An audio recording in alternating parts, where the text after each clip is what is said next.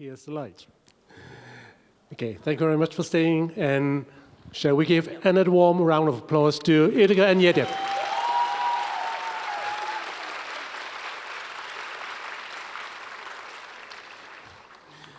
Okay, so maybe, Ildikó, I think you answered quite a few questions just now, so we'll just continue from there, maybe just use some of the questions as a step-off point for our discussion about your film, of course, for CineFan, and of course, we are going to, since this is a masterclass, we are going to actually cycle a little bit back and look at some of your previous films, and quite a few of your films have been shown here at Hong Kong International Film Festival, I'm sure. I think most of them, maybe. So, did you remember which films were shown here? Simon the Magician, that's where I also was here. I think On Body and Soul, Silent of Friend. Course. I don't know if... I think my 20th century, probably the Restoration was screened here. I'm not sure, but maybe, yes. But we have to know if any of you have seen anything else than this film. Just raise your hand if there is someone who have seen anything else from me. Yeah, On Body and Soul? Yeah, these are friends. Okay, it's cheating. I think they're just being very modest. I'm sure quite a lot of them have already seen Body and Soul, and probably quite a few of them have seen some of your previous work as well. I think it's probably essential to bring some of your previous films into the conversation, because throughout your career, since your the short films that you made in the 1980s all the way to up until now, I mean, there's this theme which seems to be running central to all of your work. That is about connection and communication. So maybe something that we are going to talk about a little bit later on. But maybe I'll just start by asking you, Ildikó, this question that, well, maybe I'll follow up to one of the questions that our friend in the audience has asked. Remember just now, someone asked you, well, which of the three stories or three characters that you like the most? Tony, Grete, and Hannes. But it seems that he has forgotten the fourth and probably the most important character in the film. That is the ginkgo tree. So how did you actually think of using the ginkgo tree as the central figure or the pivot of Silent Friend?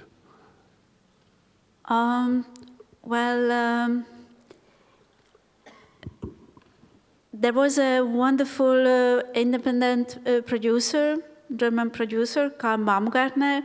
You could see that the film is dedicated to him. And he knew my films. He knew that quite often there are animals, plants, equally important than humans. And once he just approached me and told, Ildikó, why don't we make together a film about plants? And I think in 3 days, I had the structure in my head. I had the idea of the garden, because this very limited space of this film, this one not too big botanical garden of a very old, prestigious German university town, is a garden what I know for more than 30 years.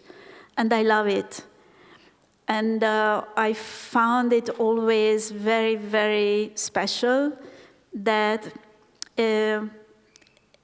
it's an old medieval town. You have cutting-edge modern labs, but also students are living in buildings, in private houses from the 12th century. So the layers of time are there. And in the very center of this town, where normally you have a marketplace or you have a palace, whatever, there is this botanical garden. So that was the starting point. And then somehow, because it is film is communication. Film is reaching out to unknown people, starting a sort of dialogue, offering something to you, and then you can do with it what you want. Hopefully it starts some thoughts. Hopefully it touches some feelings. So I wanted to make this film communicative. I wanted to make this film honest about our human limits and also about the limits of cinema. So I didn't want to show you how a tree feels or sees the world. Our vocabulary is very human.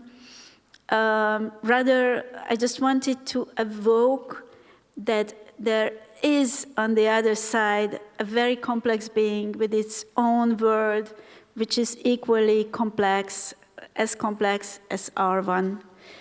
And for that, I needed a hero. And for that, I couldn't choose a moss or grass or two humble little plants. I needed someone whom humans can very easily connect to. So I chose a gorgeous, very old tree. But it's not by chance that the geranium in the 70s is a very humble, in Europe, extremely boring little plant. It's even a bit cringy. It's like boomers, they have geranium in their window. So if you look at this boring geranium a bit more close, it is also a very complex being, and you can get in connection to it. You can even have feelings for it. You actually instill some intelligence into the geranium and also the ginkgo tree as well. Because, for example, the ginkgo tree and the geranium, it's as if they are actually watching the human beings rather the other way around. I mean, it's like the tree watching time goes by, the joys and follies of humanity, and, well, all the three characters going through different periods, and then, well, he's still there. But do you think actually, well, plants are more intelligent than human beings? I mean, I remember, well, from your very first film, you had this, in the first film, My 20th Century, you featured this book by Peter Kropotkin, Mutual Aid, A Factor of Evolution. Basically, it's a book about, well, how animals and human beings should actually collaborate in order to coexist and to prosper. So this is actually something that you always have in mind, that plants and human beings, they should also coexist in a more constructive manner. Yeah, it's quite interesting that you mentioned Kropotkin. He was an anarchist philosopher, and we can speak about some, even if you haven't seen My 20th Century, about him, about his approach. He lived in the Tsarist Russia, and as an anarchist, he was expulsed way, way far into Siberia without any hope to return to Moscow. And as an intellectual, just to be in a tiny rural place, he could get very bitter. He could have become an alcoholic, like many. Instead, he started to be interested in botany, also geology, and he just created from this terrible expulsion a chance to enlarge his view. And the fruit of his explorations is this book, The Principle of Mutual Help in Nature. In that time, this sort of vulgar Darwinism was the leading force. The stronger survives, the more aggressive survives. This is a bit what comes back as a fate today. Very, very dumb and absolutely not true. And what is very interesting, that it touched me as a student, as a university student, when I read about him, also his research and also the choices of life he made. And recent studies, they prove that altruism is actually, so the help of the other is ingrained in us. It is a survival skill. Those species where the members are helping each other are more successful in survival. So it's absolutely not the, this vulgar Darwinist approach. And it is so liberating to know that. And somehow the heroes of this film, the human heroes, are all of them choosing that sort of response, what Kropotkin chose when they are not accepted in a system, then they just follow their curiosity and they don't care and they don't try neither to fit in nor to attack the system. They just don't care about it. And they pursue this beautiful, childishly naive way of looking at the world and moving forward with the skills of a scientist. Actually, well, maybe I could sort of describe their ways, their behavior, maybe useful uselessness of immaturity. Because this is actually something that I paraphrase from a scientist called Alison Gopnik, who was also very influential in this film because she came up with a theory which underlined Tony's speech. I think probably you remember that very impressive scene when Tony Wong, the lecturer, passed this ball around to the students, asking them to, well, just, are you going to focus on the ball or are you going to focus on the surroundings? So this is also something which is central to the film, isn't it? I mean, this experience or cognitive psychology, because Tony did say that he had to read a lot about cognitive psychology. So what actually did you ask him to read about? I mean, in terms of books. Yeah, he did mention that, the books. Well, neuroscience, researchers of neuroscience interested me for decades. And actually, I was a teenager in the 70s. That was a period when somehow the young generation started to try to reframe the limits of human life and reimagine what would be a meaningful, purposeful life. And we experimented also about enlarging the human senses. And that was a period started in the 60s where Eastern philosophy arrived to Europe in a very powerful way. I was in the south of France in a university where American students stopped by for a semester to then continue to Kathmandu, to India, to Japan,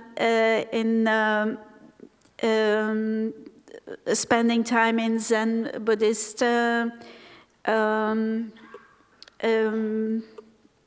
environment, and it was really opening towards a way of thinking which is not so focused on climbing a ladder, achieving something, but being part of a big unity. And actually, Alison Gopnik, whom you mentioned, who is an early cognitive development researcher, she's working with babies until they start to speak, or a bit more.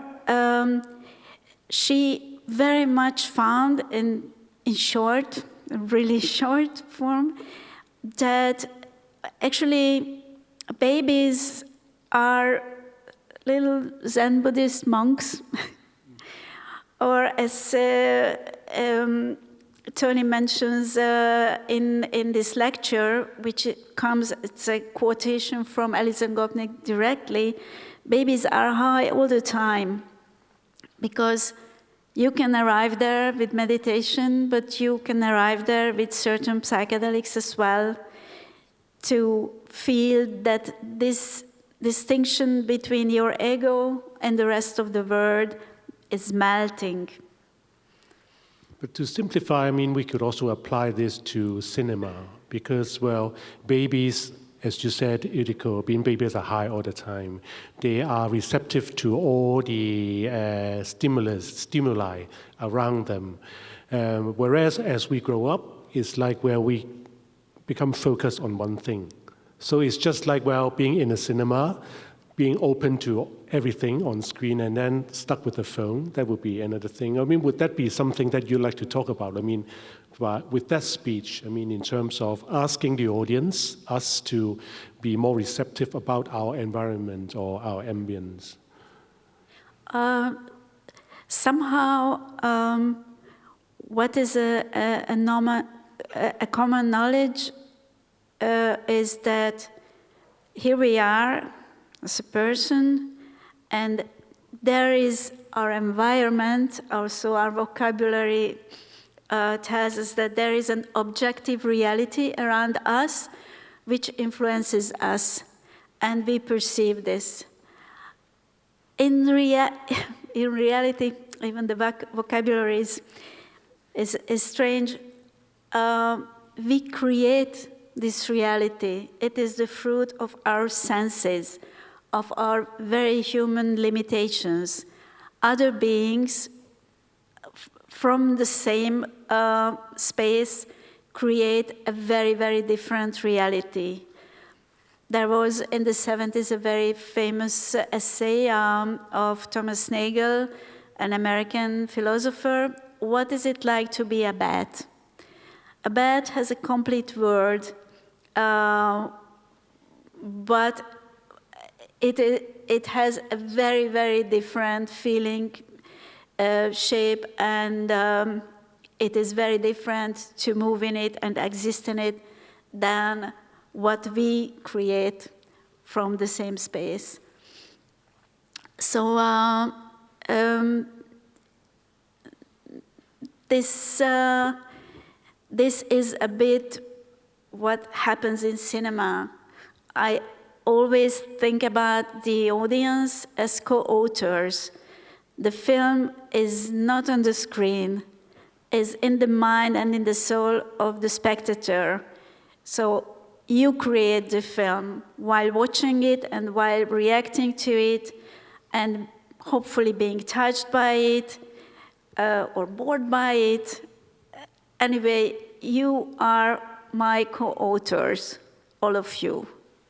So it's about connection. It's about as a creator, as an artist, your connection with the audience, and to look at that. But back to the film, for this particular film, as you mentioned, well, it involves a lot of, well, studies about, well, cognitive science, and also about looking at humanity. So for the three characters, Tony, Grete, and Hannes, they seem to be trying to connect with the world or try to make sense of the world. So there are little bits of you in all these three characters, I'm sure, isn't it?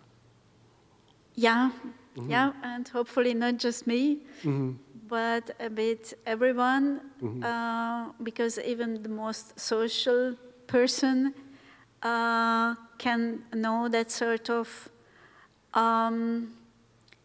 moments of difficulty of connecting, difficulty of communication, but also the longing of understanding the other and being understood. Actually, it's the biggest present you can give to another human being is to really, in the right way, to focus on that person, to see it, to see the person for real. And it is a wonderful feeling to be seen.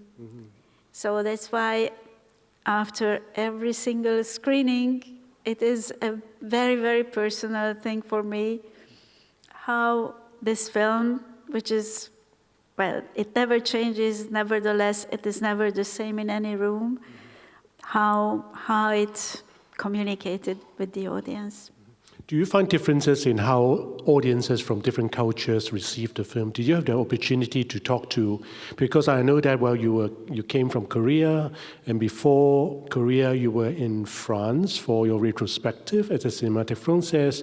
So did you actually get to talk to the audience, your co-authors, about how they received the film? Do you detect similarities or differences in how they interpret these films? Well, the film premiered in the Venice competition, and there was, of course, a professional audience, and that was a really, really huge relief for me. You know, you are working for 3 years, and then there are all these journalists, a room like this, full of them, and they just watch every day 6 films. So the fruit of 3 years is just one of their slots of the day. And so it's a peak moment for all of us. And when I heard, I wasn't present on the press screening, of course. When I heard back that from the very beginning of the film, they were really laughing and grasping the humor of the film, I thought, okay, the film is alive, because this humor was really important for me. Humor is really a sort of shortcut in the understanding. When you laugh, there is a moment of very quick and very complete understanding of the other. That was the same in North America. The humor was perceived very well, and somehow the film worked more effortlessly than as we expected, because, yeah, of course, these are scientists. There is a lot about science. There are not big actions, few dialogues, many silence, and the film is rather long. I know that Tony's friends have seen the film and told him that, and you know, you don't tell it to a director, but to him they could speak sincerely, and they told, we waited something more boring. It's actually not.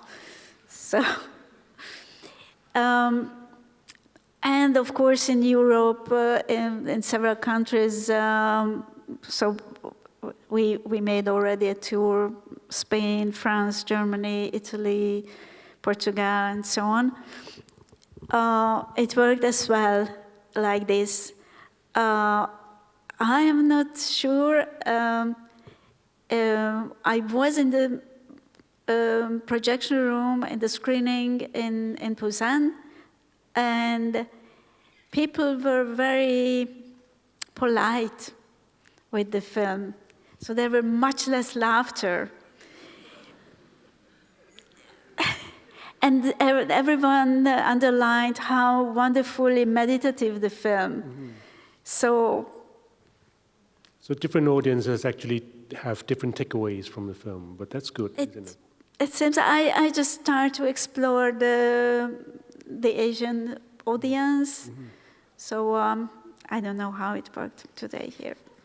Well, speaking of cultural differences, because actually since we are talking about connection, throughout your career you've worked with actors from different countries and different cultural backgrounds. Of course, for this film, you worked with Tony, who is from Hong Kong, Luna Wedler, who is from Germany. Switzerland, sorry, it's German speaker, Switzerland. But maybe I can talk a little bit about your previous film, just a little bit, because Ildikó, of course, studied in Hungary and then made short films in Hungary, and then her first film, My 20th Century, won the Camera d'Or, the Golden Camera Award at the Cannes Film Festival in 1989. The film actually featured a Polish actor and a Russian actor in the leads. And afterwards, that film caught the attention of someone called David Bowie, right? And then David Bowie actually co-produced Ildikó's next film, The Magic Hunter, which stars another musician, Gary Kemp, from a certain band called Spandau Ballet. And also afterwards, you also made a film called Simon the Magician, which is set in France, with French actors, with Hungarian actors, and so on and so forth. So actually, of course, for Story of My Wife, which Tony just mentioned in the Q&A, it was set around Europe with a Dutch actor, with a French actor, with a very cosmopolitan set. So how did you actually work with actors from such different cultural backgrounds? How do you find common ground with a crew or a cast like that? Yeah. I'm not the best in small talk, and I am quite awkward in bigger social situations. So in a way, I live my social life on set mostly.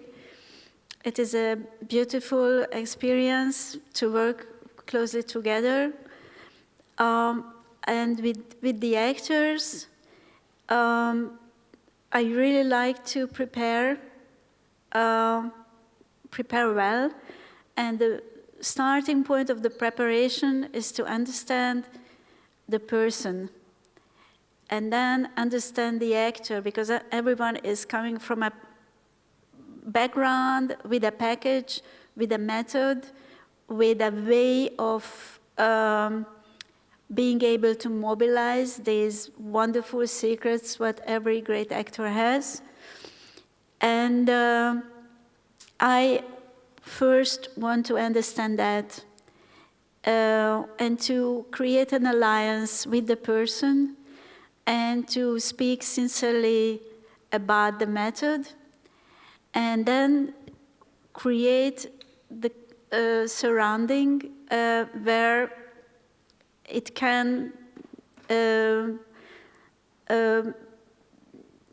be a free and joyful ride for the actor. So generally, I don't have much than 2 or 3 takes, because all the work with the actor is done before.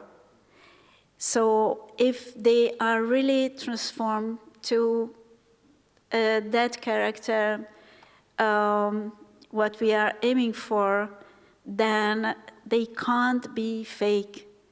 As you, whatever you do, it will be you, and you will be authentic, and you won't sound artificial you. So we have to arrive to that stage before the shooting. And I generally spare time for that, so I never work the way, even in with Story of My Wife, which was a film before this. I worked with Léa Seydoux, and we were shooting parallelly with her, the last Bond film of Daniel Craig. And she was graceful enough to let them know, and I didn't have that power, she had that power, that our film has a priority.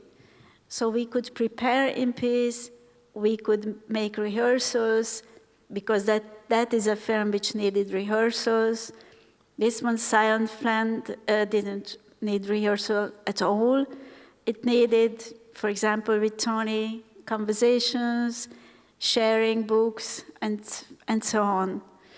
So every film is a special case, but if you have this bond, this alliance with the person, then together you arrive to something very special, what they can deliver, and I try not to be in their way. So actually, well, you did just now in the Q&A, Tony already did mention how you asked him to prepare by reading all these books about, well, what Dr. Tony Wong should know. But how about the two other characters? For example, for Luna's character, Grete, how did you actually prepare her in realizing this character from more than 100 years ago?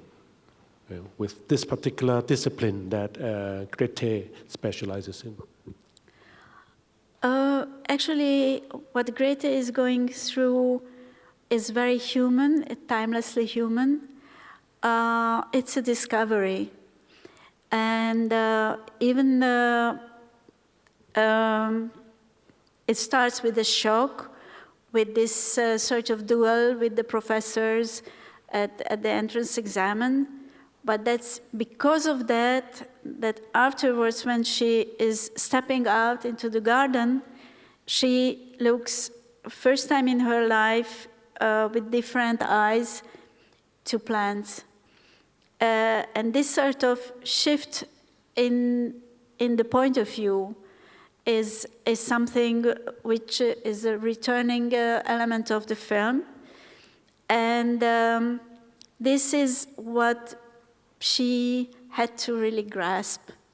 So she's a city girl, so she just went out to the parks, to the woods, and she started to look at plants with different eyes. We worked together in Story of My Wife with her already, and I knew her very, very well, and it was a very easy and joyful preparation for this role. With Hannes, it was more complex. I made a very, very long casting period. I think I checked 80 actors, young actors, and his power, and vulnerability, this mixture, was very charming. It was his first film. So there you had to even drive him through the technicalities of a shooting. It must be quite a challenge for him, because this is his first film role, and then most of the time he's talking to a plant. So actually you would have to prepare him very well. I am sure that in some years he will be a leading actor of German cinema. Okay. So another thing that I'd like to ask you, Ildikó, is the three different sections, how they were shot very differently, the style. We have Tony Wong's section, which is really crisp, very high fidelity imagery, black and white for Grete. And then for Hannes's section in the 1970s, it was shot on celluloid, if I'm not mistaken, right? I mean, it's more grainy. So when did you think of having these very distinct visual styles for each section? Well, as the film is about perception, different ways of perception, in cinema you have image and sound, so you have to give to the audience not a story, not dialogue, but a texture, a sound texture and an image texture, which is bringing closer those sort of realities we want to present. So the 35 millimeter, this sort of richness of the 35 and black and white was very much fitting to the exploration of Greta, who explores and discovers the structure of the world, the structure of plants. It is not the smell, anything else. It's the silhouette, it's a portrait of a plant, what she's doing. She brings in a very humble little plant, puts it in front of the camera, and she's making a portrait. And through the portrait, you discover this everyday plant with totally new eyes. In the 70s, we spoke about this sort of exploration of the sensual world in every sense. 60 millimeter colored, the graininess and the very bright and deep and the burning colors of it help us to feel ourselves in an impressionist painting a bit.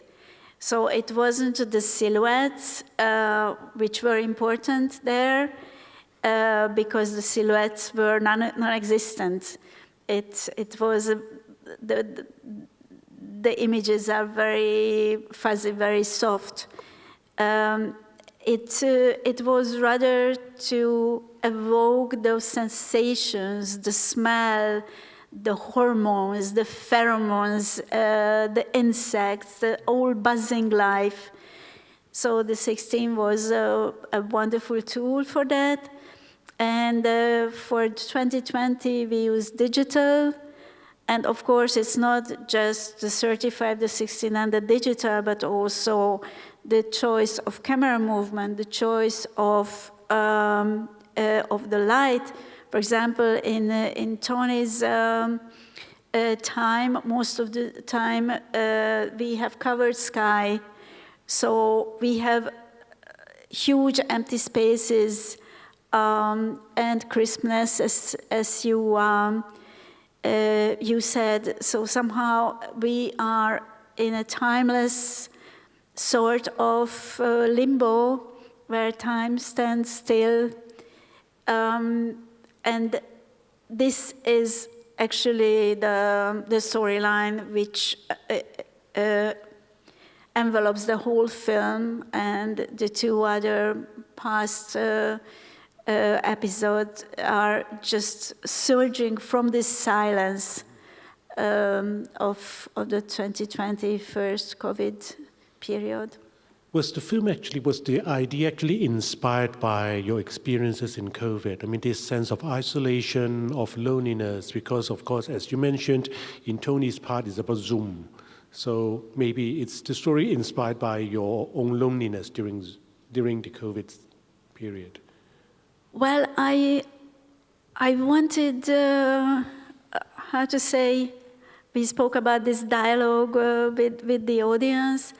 I wanted to bring close how those people in 1908 felt, moved in the same garden than the people in the 70s, so deeply different, no? How much, just how you dress, how you walk around in a garden or sit in the high grass influences your general feeling of your environment. And 2020, it was a globe-wide very, very dangerous and very tragical, but also a sort of social experiment. Many people got the time to think over his or her own priorities, his or her own place in the world, his relationship to nature. In Europe, it was spring, so it started early March, and until June, we were closed behind the windows, and we saw nature just blowing up and enjoying life.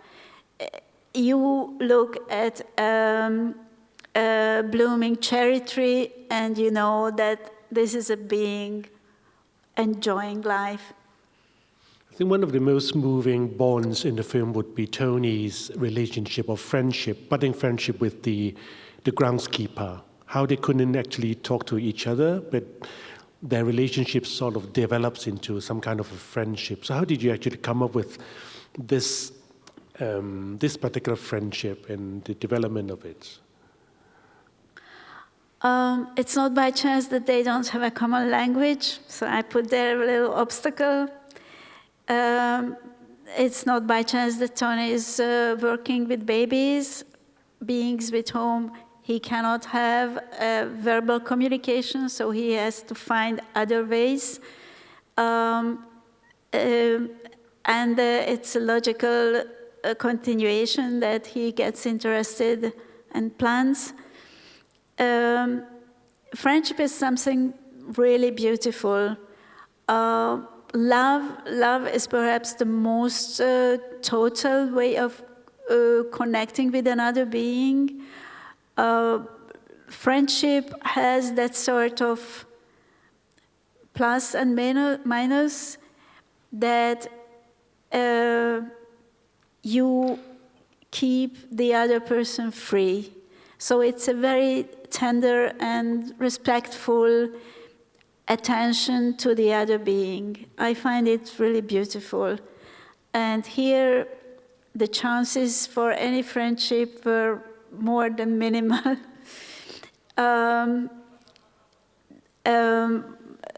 Between these two human beings, and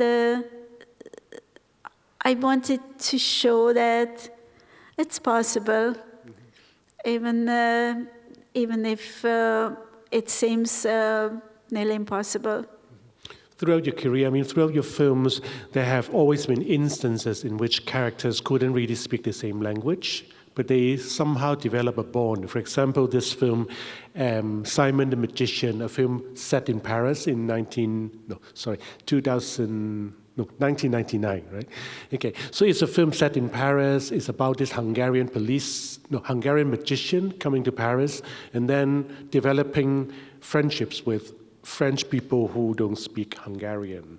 So it's always about body language. It's about bonding with each other. But as we see in this film, people could use AI, just like the questions you had, right? Just now, they could use AI. So it changes the notion of loneliness or differently, right? How it can be shown on screen. The change between the caretaker and Tony is not happening verbally. What they communicate about verbally with the translator app. By the way, it was surprisingly difficult to go back even just 4 years when we were shooting and to have that sort of primitive translation app. It is changing now so turbulently, so quickly, that this 2020 film became a real period film for us, a historical film, and we had to pay really attention. But it's just that, it seems it's so convenient and easier to communicate with each other. It seems that loneliness well, if you want to show it on screen, well, it cannot be done in the same way as before, because we can actually easily talk to each other via apps and all. Well, what I see in my children's generation is that parallelly of the very comfortable use of not just AI, all sort of social media, etc. So the advantages of the digital world, analog experiences became special, and they became very attractive. And it's good that perhaps in another way than before, but this sort of being present, looking into the eye of the other, feeling the smell of the other, touching the other, becomes something really special, a festive moment. Going to cinema, sitting together, perhaps people are watching much more at home, but when they go to the cinema, they just enjoy this togetherness again more. In Europe, at least, in the last 2 years, many tiny cinemas with a repertoire program reopened, where especially young people are going and just enjoying this sort of today more and more rare pleasure. I think this is the case today. I mean, with our young audiences who are mostly young, and I'm sure all of them being very young at heart. And CineFan actually is a film that you really have to see on a big screen. I'm sure you all agree. So I think we are sort of about time to wrap this up. So thank you very much, Ildikó, for coming to Hong Kong and joining us for this sharing experience. Thank you. And thank you very much for coming.